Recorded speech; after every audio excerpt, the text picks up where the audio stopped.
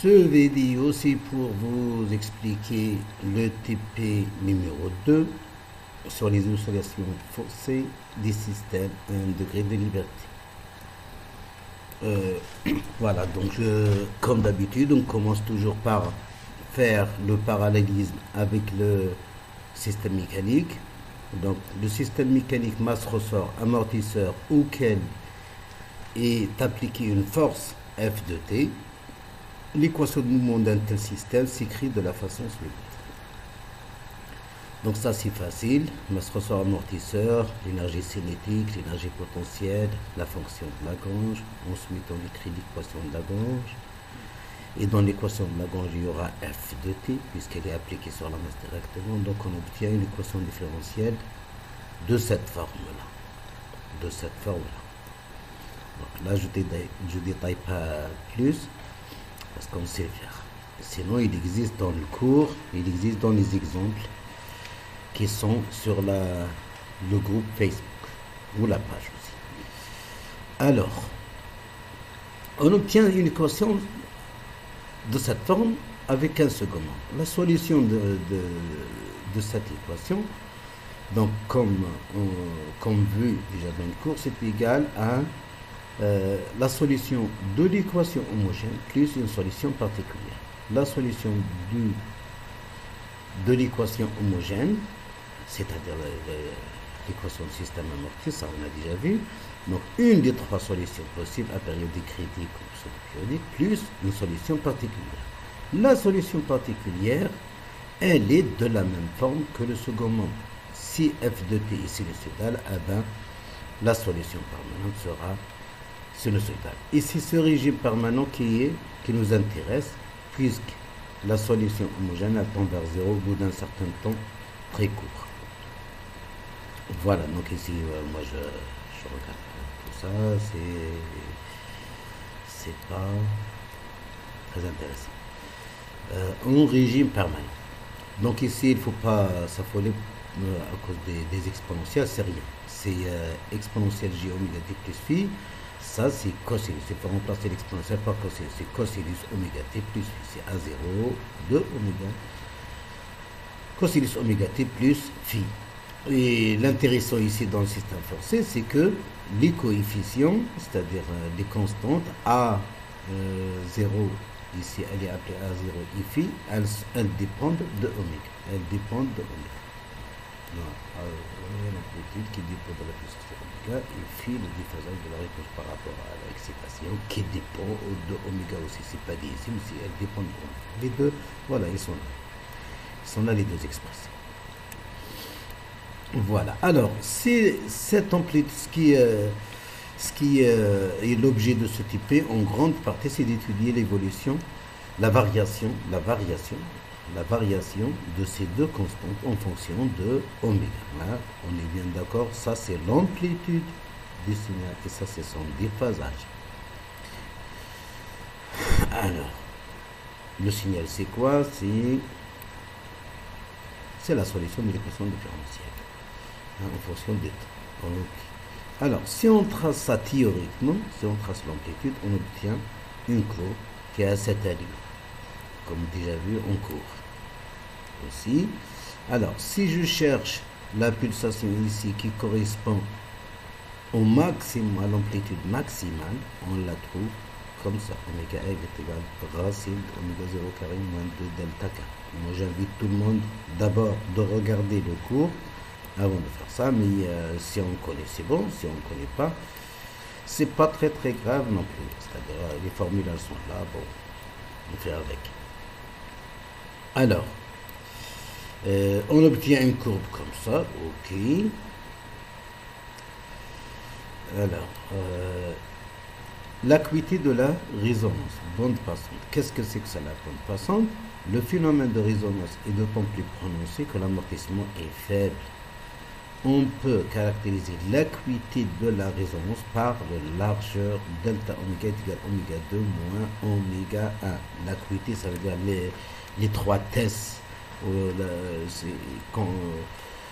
C'est une mesure de la largeur de la courbe de résonance.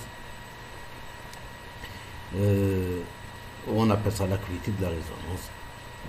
Est-ce qu'elle est fine ou pas, ou large? Voilà.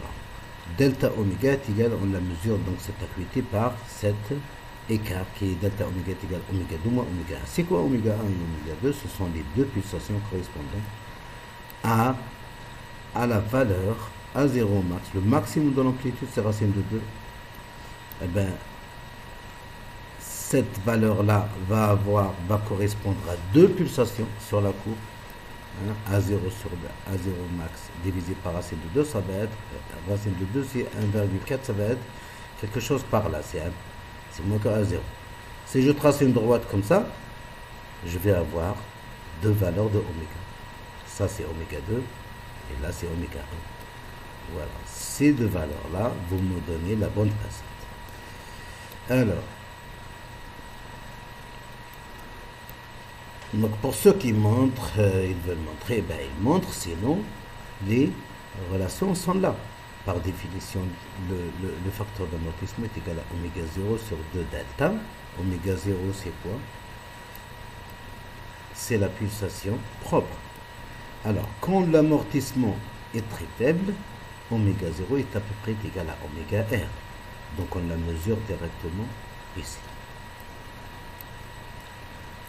Si je mesure ça, et le delta oméga je l'ai, donc je peux déjà, à partir du graphe, calculer le moment, le facteur de qualité.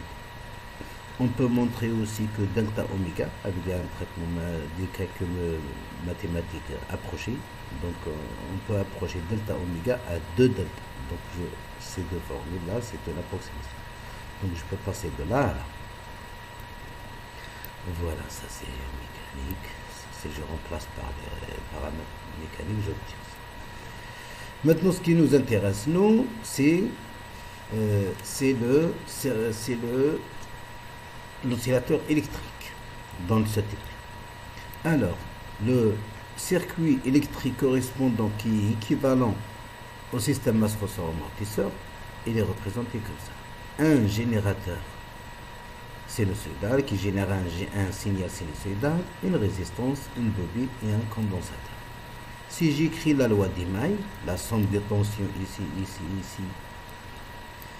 égale à E de T, E de T est égal à cette tension plus cette tension plus cette tension, j'obtiens aussi une équation de cette forme. Ça c'est la tension au bord de la bobine, ça c'est au bord de la résistance et ça c'est au bord du condensateur.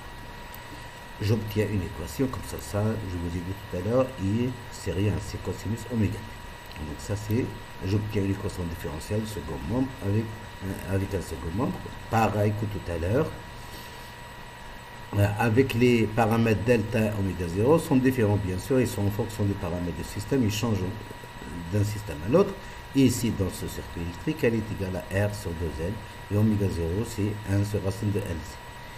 Voilà, du point de vue mathématique, cette équation différentielle elle est équivalente à l'autre, donc la solution sera exactement de la même forme, en remplaçant les formules, les équipes par équivalence, je remplace ici, l'équivalent de la masse c'est L, elle est là, donc F c'est E0, etc. Oméga 0 elle est là, delta elle est là, voilà, j'obtiens, donc ça c'est la charge, Q c'est la charge, donc l'amplitude du signal, Q0 ici, cosinus oméga T, l'amplitude du signal s'écrit de cette façon, comme dans le cas mécanique, et puis pareil. Donc si je trace ça théoriquement, ça et ça, j'obtiendrai comme cette courbe-là pour l'amplitude, et pour le déphasage, je vais vous montrer tout à l'heure parce que c'est pas mis ici. Voilà. Alors, établir la relation, ça c'est facile, il suffit de remplacer par quoi, hein? Pour obtenir le max, le max on a dit tout à l'heure, le maximum est obtenu quand? Il est obtenu pour oméga égale oméga R, et oméga R est égal à ça. Donc si je remplace oméga par cette valeur là, je vais obtenir quoi? Je vais obtenir cette formule. Si je remplace ici oméga par oméga R, j'aurai oméga R carré qui est égal à oméga 0 carré moins 2 delta carré. Je remplace ici, je simplifie, je sors un facteur et j'obtiens une formule comme ça. Je remplace oméga 0 sur 2 delta par grand Q, ça c'est le facteur de qualité, j'obtiens cette formule.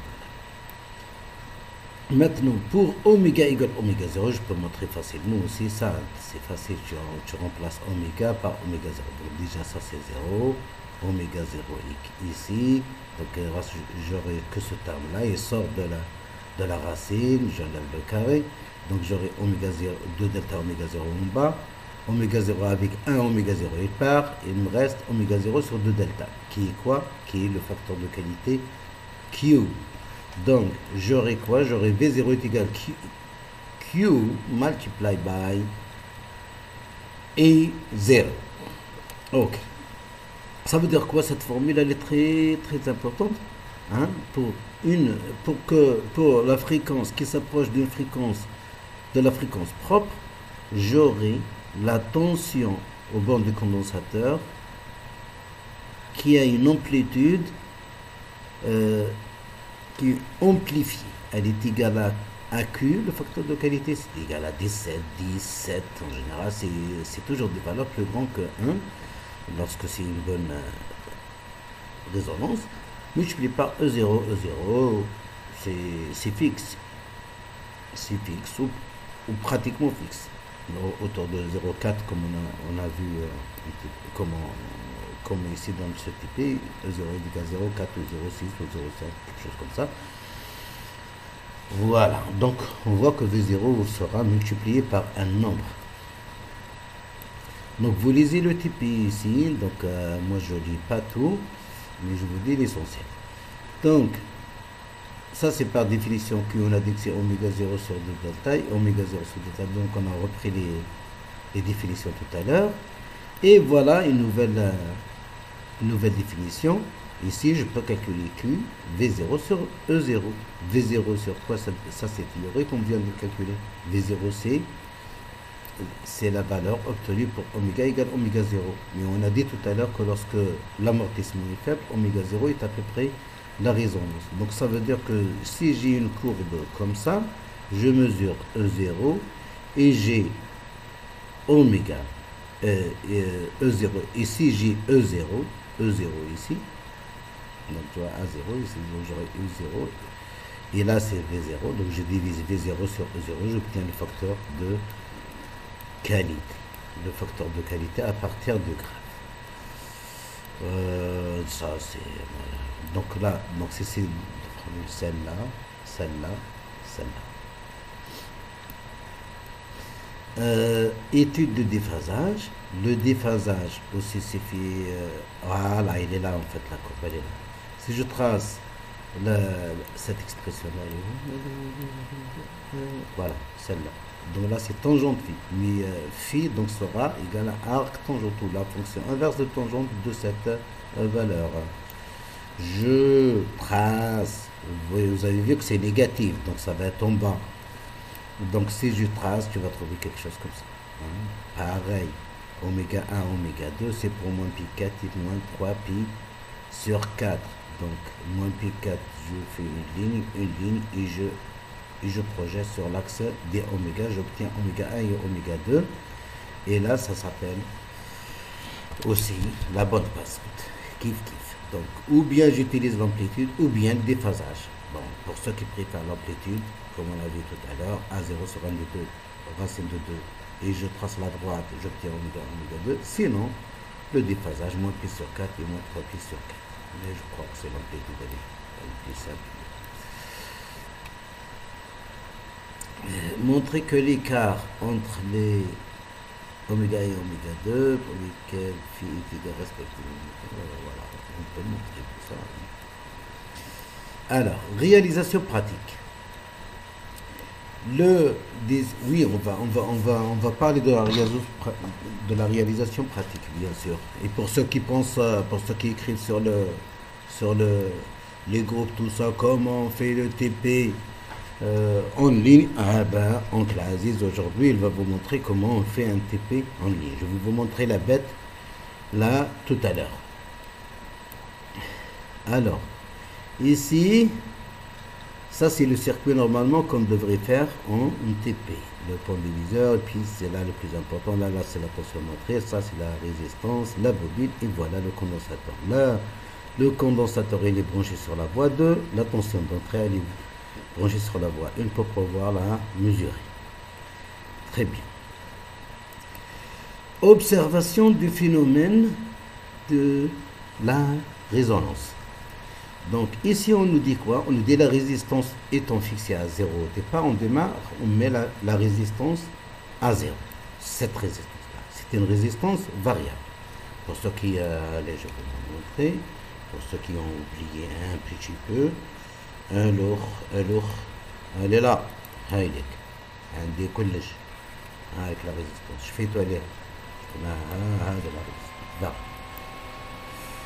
Je reviens. La résistance variable, la bobine et le condensateur. Alors, cette résistance est fixée à 0. Le signal d'entrée E de T est envoyé sur la voie 1, comme on vient de le dire. Donc, ce que j'ai bien là, tout ça c'est réécrit ici. Je ne vais pas le relire, mais là. Alors, qu'est-ce qu'il faut? Il faut faire varier. Donc là, il dit ajuster l'amplitude, tout ça, ici. Donc, voilà, si on fait le TP, on fait ça. Mais là, nous, parce que je vais vous donner les valeurs. Les valeurs, ils sont dans des fichiers. Je vais vous expliquer tout à l'heure. C'est moi qui ai fait les mesures à votre place, mais quand même, je vais vous expliquer comment on fait les mesures. C'est intéressant, c'est important. Relever, faire varier la fréquence du signal. Donc le TP, c'est ça. Il consiste à faire varier la fréquence ici et regarder la tension ici, l'amplitude de la tension ici. Qu'est-ce qui arrive à l'amplitude lorsque je modifie la fréquence? Théoriquement, on a vu que l'amplitude du signal, en fonction de la fréquence, quand je dis la fréquence, c'est pareil que pulsation oméga. On a vu qu'on a tracé la courbe tout à l'heure, elle fait une cloche. Mais là, on veut retrouver ça expérimental. Alors, on fait varier la fréquence du signal. Et puis, on regarde, on relève le signal aux bornes du condensateur. Et qu'est-ce qu'il dit? Relever la fréquence de la résonance. On sait ce que c'est la fréquence de résonance, c'est la fréquence qui correspond à l'amplitude maximum. Comparé à la pulsation propre du circuit. Oui, vous avez les données, vous pouvez comparer. Fixez maintenant R égale à 100 ohms et effectuer les mêmes opérations comparées avec les observations précédentes et interprétées. Donc ça c'est un travail, jusque-là c'est un travail. Maintenant il dit on change. On modifie, on règle la résistance à 100 ohms. Donc si on règle la résistance à 100 ohms, qu'est-ce qui va changer? On peut déjà réfléchir un petit peu théoriquement. Déjà la fréquence de résonance, l'expression taha, elle est en fonction de delta. C'est R. Lorsque je modifie R, je modifie delta. Hein? Et lorsque je modifie delta, le oméga R est modifié. Normalement, donc, ça c'est une courbe pour R0, R égale 0. Si je mets R égale à 100, normalement, j'obtiens une courbe qui est différente de celle-là. Avec oméga R un petit peu différent. Ça sera décalé ou bien par là, ou bien par là. Je ne sais pas, on va voir expérimenter. Voilà. Donc, alors, voilà.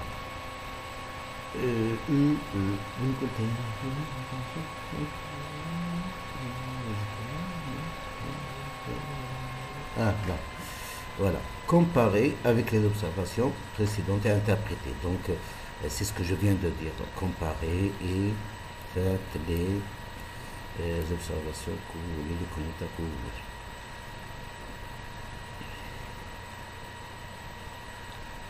Voilà. Alors, maintenant, étude de la réponse du système.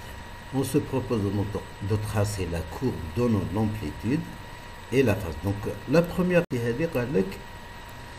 c'est juste observer qui m'a pour R0 et pour R égale 100 et puis dire des commentaires. Qu'est-ce que vous voyez? Ça se déplace pas, c'est la même chose, c'est pas la même chose. L'amplitude est la même, l'amplitude est moins importante. Et pourquoi? Vous avez les éléments, vous pouvez répondre. Alors, maintenant, je vais lire jusque-là. Après, on va faire la travaux pratique direct. Maintenant, étude de la réponse du système. Donc maintenant, on se propose carrément de tracer un les cours pour R égale 0 et pour R égale 100. Donc, qu'est-ce qu'il faut? Il faut modifier donc la fréquence. Et puis, donc au départ, on met R égale à 0. Hein, on met une d'abord, R égale à 0. Donc, je modifie la fréquence et puis, je regarde l'amplitude, je la mesure. Ça, c'est un point. Je mets un tableau. Donc, le tableau, il y a une ligne. Il y a la fréquence et la deuxième ligne, c'est la tension. C'est là l'amplitude du signal. C'est l'amplitude du signal. Voilà. Après, je fais varier la fréquence. Donc, à chaque fois, par 1, par 2, c'est à vous de voir. C'est quand vous voyez le signal change beaucoup, là, vous modifiez par des petites quantités de la fréquence. Si vous voyez le signal ne change pas, ben vous variez la fréquence plus fort. Là, en général, vous allez de 0 à 2 fois la fréquence propre environ pour pouvoir tracer la courbe interrompue, puisque F0 est à peu près au milieu, donc 2 fois, ça fait à peu près un graphe correct. Tout ça c'est expérimental, regardez ceci, regardez cela. Voilà. Pour le déphasage, il faut visualiser les deux signaux. Donc ça, je vais vous expliquer après comment on fait. Mais comment on fait? Parce qu'on ne peut pas le faire. On ne peut pas le faire ici. Alors, oui, voilà, on a compris ici, on met R égale à 0. Je fais varier la fréquence et je regarde l'amplitude en volts. Et je mets un tableau et je trace. Après, je change la résistance. Si je change la résistance, la résonance change, la courbe change, etc. Donc je vais refaire la même chose. Je fais encore modifier la fréquence et je mesure à chaque fois, je mets un tableau.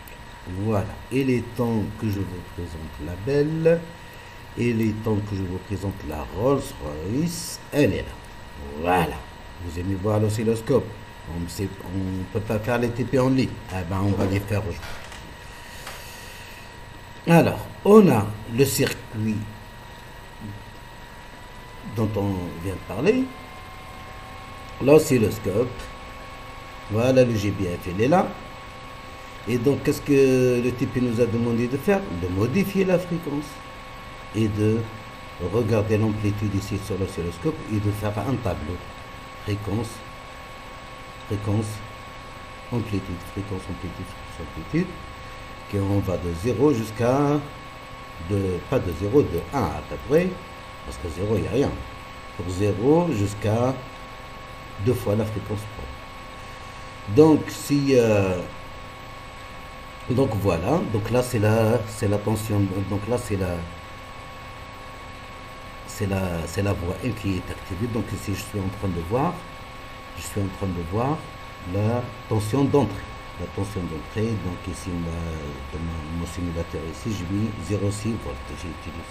Donc c'est à peu près, vous voyez, c'est à peu près, je peux modifier un petit peu le calibre. Je change la fréquence ici. Voilà. Alors vous voyez, donc 0,5, ça veut dire 1 carreau fait 0,5, à peu près je suis à 0,6 volts. 0,6 volts. Maintenant, je veux voir, moi ce que je veux la tension au banc du condensateur. L'oscilloscope te donne la tension par rapport à la masse, donc ici, ça va me donner, la voie 2, elle va me donner ici, ici. Donc je change, je vais basculer sur la voie 2. Donc maintenant, je suis en train de voir VC. Donc, je commence par une fréquence petite, je mesure l'amplitude, comme là par exemple, c'est quoi? Donc on a dit un carreau c'est 0,5, un carreau c'est 0,5, donc là c'est à peu près 0,6. C'est normal, hein? C'est normal parce que VC pour une fréquence petite, il démarre de E0. Vous avez vu la courbe tout à l'heure. Maintenant, j'augmente la fréquence. Ça, c'est 2 pour 2, c'est en kHz. Pour 2 kHz, vous voyez, là, je mesure encore l'amplitude, le nombre de carreaux, multiplié par le calibre. J'augmente encore 3. Là, je mesure l'amplitude. Je ne multiplie pas le nombre de carreaux, je ne multiplie pas le calibre, ça me donne la valeur. J'ai une fréquence, j'ai une valeur, ça je la mets dans le tableau.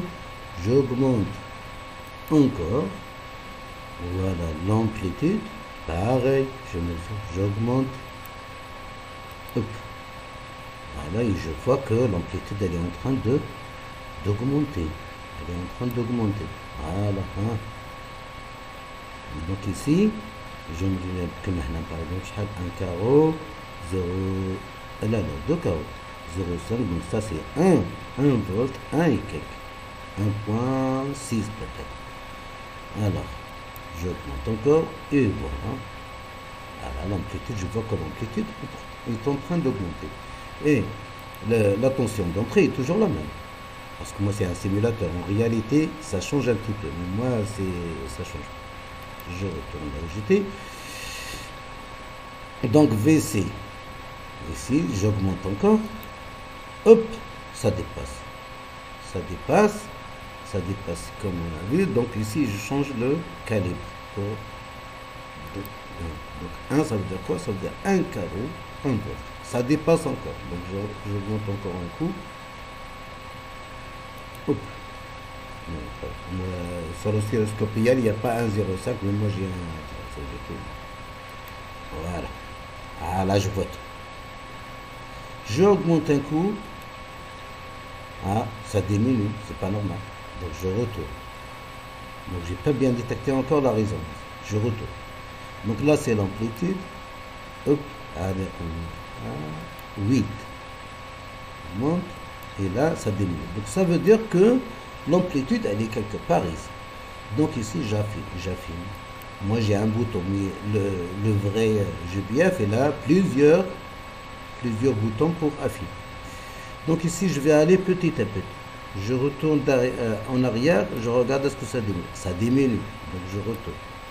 Ça, on augmente, c'est là l'amplitude.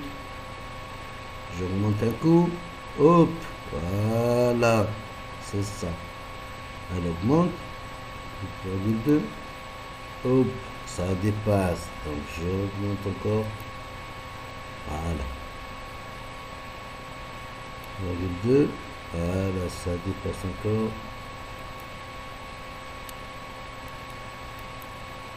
alors je regarde comme ça, je suis tranquille, j'augmente, et je retourne en arrière, donc là c'est 8,2, 8,3, ça augmente encore, 8,4, ah, ça reste sur place, 8,5, ça diminue, hein, je retourne pour ceux qui ne voient pas, voilà, je suis là, sur le carreau ici, 8,4, 8,3, toujours sur le même carreau, sur la même ligne, 8,2, je suis en dessous. Et si je dépasse 8,4, je suis en dessous. Donc en fait, la résonance, elle est entre 8,3 et 8,4. Donc là, j'ai détecté la résonance. Je regarde. Donc là, j'ai détecté la résonance. J'ai détecté la résonance. Je regarde pour 100 ohms. Je modifie là. La résistance. Je vais refaire la même chose. Hop, j'augmente 8,1, 8,3, 8,4. Donc tu vois, déjà l'amplitude elle a changé carrément. Avec le même calibre, j'ai obtenu des valeurs beaucoup plus petites. Alors, je vais chercher la résonance. Est-ce qu'elle augmente ou elle diminue? Donc j'enlève ça pour que je vois rapide. Alors c'est dit, j'augmente. Non, c'est petit. C'est 6, 7, augmente. 8, ça augmente. 9, ça augmente. Donc ça va remonter 8.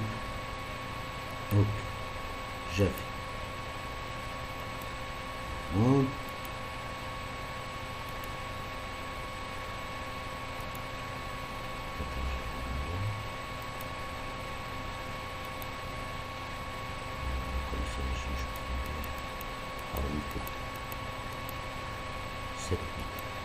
Je 7, 8, 7, 9. 7, 9. Et sur la ligne, 8, 8, 1. Sur la ligne, 8, 2. Sur la ligne, là, 8, 3. Sur la ligne, 8, 4, ça diminue un petit peu. Elle descend un petit peu. Hop. Voilà, et elle descend. Donc en fait la résonance elle commence où? Hein? Elle commence à 8 à peu près, elle est sur la ligne. 8, 1, elle est sur la ligne. Alors que tout à l'heure jusqu'à 8, 3 qu'elle soit sur la ligne. Et elle est, pourquoi il y a 4 valeurs à peu près qui restent au maximum? Parce que, bon ben, j'ai pas fini, c'est parce que la résonance est large aussi. Parce qu'il y a plusieurs valeurs qui sont sur le max. Parce que, voilà. Donc ici, la résistance, elle a diminué un petit peu. Et puis, il y a beaucoup de valeurs sur le max. Donc, ça se voit que la résonance est un petit peu large. Voilà.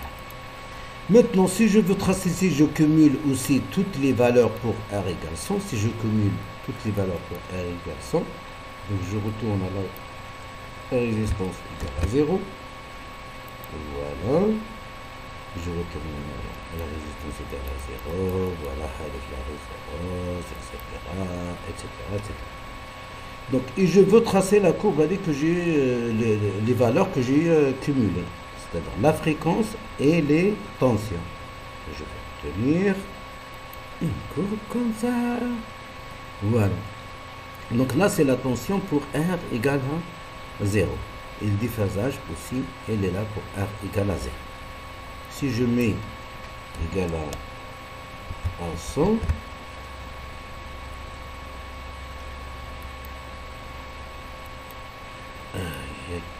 voilà, j'obtiens une courbe comme ça. Si je cumule les deux pour voir exactement, pour pouvoir comparer, les deux courbes. Donc ça c'est pour 500, pour 100, et ça c'est pour R égale à 0. J'obtiens quelque chose comme ça. Donc moi, ce que je vais faire, c'est que je vais vous donner les mesures que j'ai faites devant vous, là, que vous avez vu. Je vais vous donner un fichier pour R égale à 0 et un fichier pour R égale à 100, ça c'est pour les amplitudes, et pareil, deux autres fichiers pour phi égale à 0, pour R égale à 0 pour le déphasage et pour le déphasage dans le cas où R égale à 100. Donc voilà. Voilà, donc là c'est la tension d'entrée, regardez la tension de sortie, c'est ce E0 là qu'on est en train de mesurer, et c'est ce E0 là qui a cette allure en fonction de la fréquence. Ce n'est pas en fonction du temps, c'est en fonction de la fréquence. Il faut faire la différence, c'est l'amplitude qui augmente en fonction de la fréquence. Ok, très bien. Parce qu'il y a des gens toujours des gens qui confondent, et voilà. Maintenant, qu'est-ce que j'ai pas expliqué? J'ai pas expliqué le déphasage.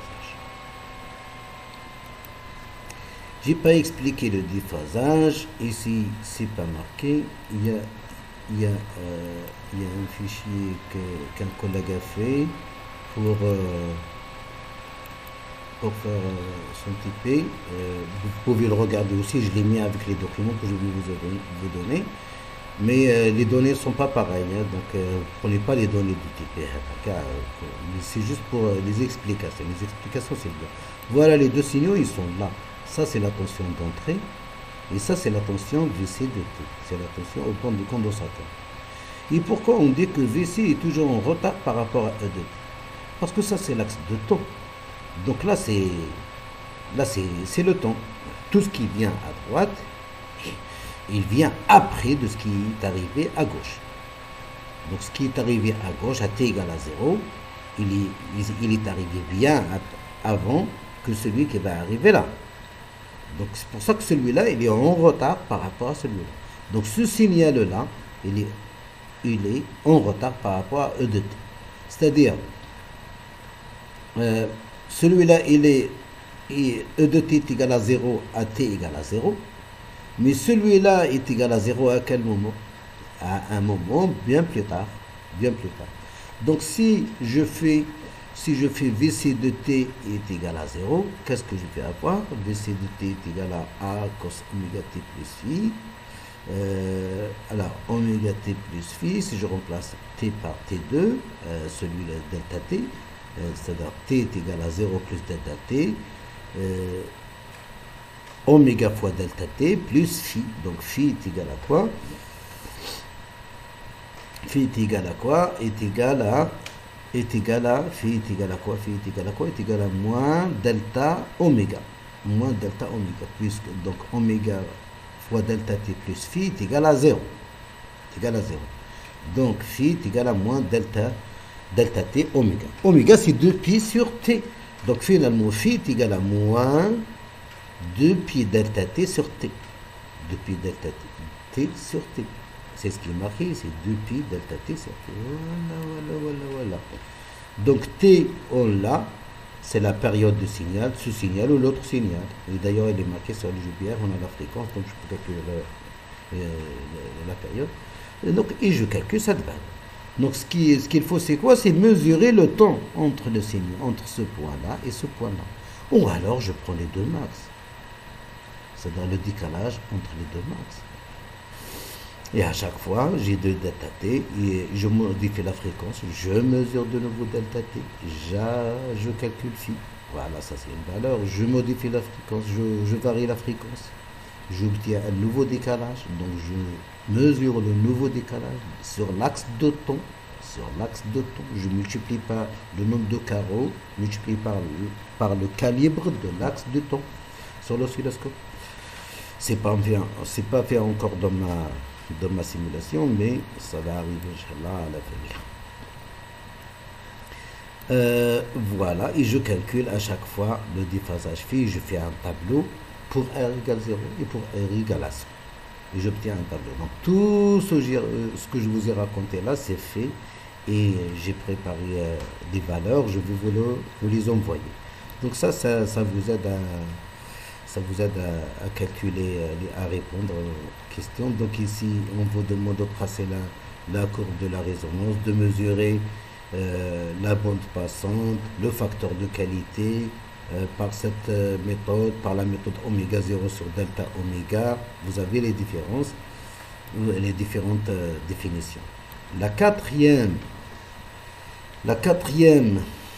question, on modifie carrément le circuit, c'est-à-dire on remplace la résistance par une résistance inconnue et on remplace le condensateur par un condensateur inconnu, Rx et Cx, résistance Rx, Cx.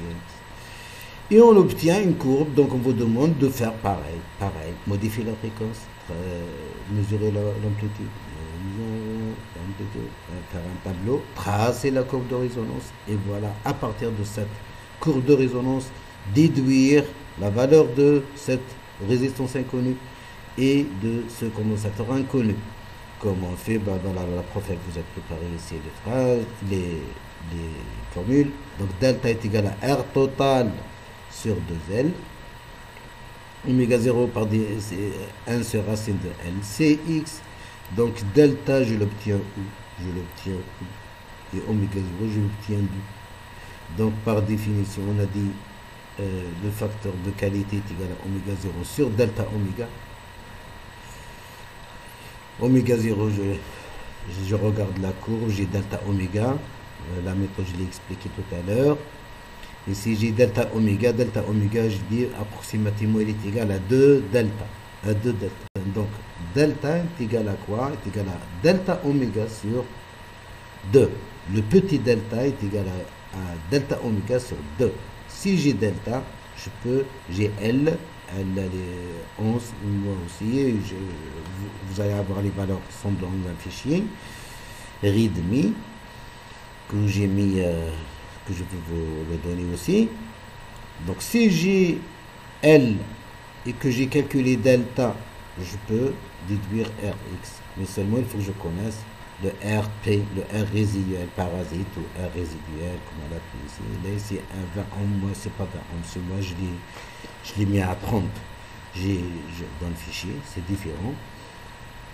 Voilà, oméga 0. Alors, oméga 0, ou bien vous mesurez oméga R sur le graphe, vous déduisez oméga 0, si vous voulez être précis, donc vous mesurez oméga R sur le graphe. Et puis delta, vous venez de l'avoir, et vous déduisez oméga 0. Et si vous avez oméga 0, 1 sur racine de LC, X vous permet, cette relation vous permet de déduire Cx facile. Voilà. Vous répondez aux questions qui sont dans le TP ici. À la fin. Vous suivez le TP étape par étape, et puis vous organisez bien le TP. 1, vous mettez un titre, 2, vous mettez un titre, 3, vous mettez un titre, 4, vous mettez un titre.